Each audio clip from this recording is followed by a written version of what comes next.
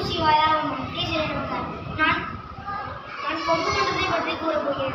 கொங்கு மண்டலம் 8 மாவட்டங்களை உள்ளடக்கியதாகும். முதலில் கோயம்புத்தூர், ஈரோடு, நாமக்கல், உதகை, திருப்பூர், திண்டுக்கல் ஆகிய மாவட்டங்களையும், சேலம், கரூர் ஆகிய மாவட்டங்களையும் சிறு பகுதிகளையும் கொண்டதான் கொங்கு மண்டலம். முதலில் கோயம்புத்தூர் படிப்பு சார்ந்த கல்லூரிகள் பல உள்ளன. நம் அமிர்தா கல்லூரியும் அமிர்தா பல்கலைக்கழகமும் அங்கதான் உண்டு. அது மட்டுமின்றி சிறுவர்கள் மற்றும் பெரியவர்கள் பிடித்த பிளாக் தண்டரும் இங்கே உள்ளது. அடுத்ததாக ஈரோடிற்கு 3 பெயர் உள்ளது. ஈரோடை மஞ்சள் மாநகரம். ஈரோடு எப்படி வந்தது என்றால் பழந்தமிழர் கல்வெட்டிலே கூறியிருக்கிறார்கள். 2 ஓடைகள் ஓடுகிறதாக ஈரோடு என்று பெயர் வந்தது. அது காலங்கள் செல்வதால் ஈரோடு என்று சுருங்கி இருந்தது. அடுத்ததாக மஞ்சள் மாநகரம். மஞ்சள் மாநகரம் எப்படி வந்தது என்றால் ஈரோடு இந்தியாவிலே மஞ்சள் விளைச்சலில் முதலிடம் பெற்றுள்ளது. அதனால் ஈரோடுக்கு மஞ்சள் மாநகரம் என்று பெயர் வந்தது. ஈரோடில் மாட்டு வண்டிகள் அதிகமாக காணலாம். மற்ற ஊர்களிலும் காணலாம். ஆனால் ஈரோடில் போல் அதிகமாக இருக்காது.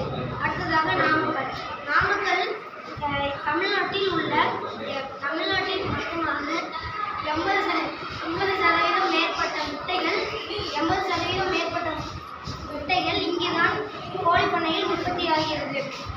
அது மட்டுமின்றி இங்கு மிகவும் பிரசித்தி பெற்ற ஆஞ்சநேயர் கோயிலும் உண்டு. சேலத்திற்கு மாம்பழம் மிகவும் சிறப்பானது. அது மட்டுமின்றி சேலத்தில் மல்கோவா மாம்பழ வகை சிறப்பானது.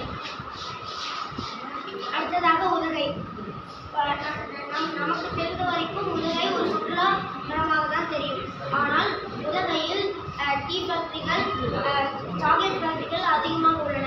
அது மட்டுமின்றி தைலங்கள் போன்ற வகைகளும் மூலிகைகளும் இங்கு உள்ளன.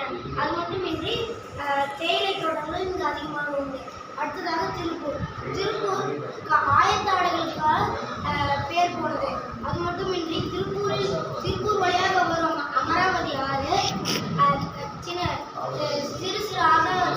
ஆறாக பிரிந்து அமராவதி அணையை உருவாக்கினர். அடுத்ததாக கரூரில் பசுபதீஸ்வரர் கோயில் மிகவும் சிறப்பானது. இதை 3000 வருடங்களுக்கு முன்பு கட்டினதாக புராணங்களும் ஆய்வாளர்களும் கூறுகிறார்கள். இது சோழ வம்சத்தை சேர்ந்தவர்கள் கட்டி அவருடைய சொந்த ஊராகிய கரூரில் கட்டினார். இது மட்டுமின்றி கரூரில் பருத்தி ஜமுக்கான்கள் கடைகள் அதிகமாக உள்ளன. அடுத்ததாக திண்டுக்கல்லில் கூட்டுகள் அதிகமாக தயார் செய்கின்றன. இது மிகவும் வலிமையானது மற்றும் யார் நினைத்தாலும் உடைக்க முடியாத அளவு வலிமையாக செய்திருப்பார்கள். அடுத்ததாக திண்டுக்கல் மலைக்கோட்டையின் சிறப்பு என்றால் தெப்பி சுல்தான் பயன்படுத்திய பீரங்கி இங்கு உச்சியில் நினைவாக வைத்திருப்பார்கள். இது மட்டுமின்றி கொங்கு மண்டலத்திற்கும் தமிழுக்கும் ஒரு நெருங்கிய தொடர்பு உண்டு. அதென்றால் நீங்கள் பார்த்திருப்பீர்கள், பட்டிமன்ற பேச்சாளர்கள்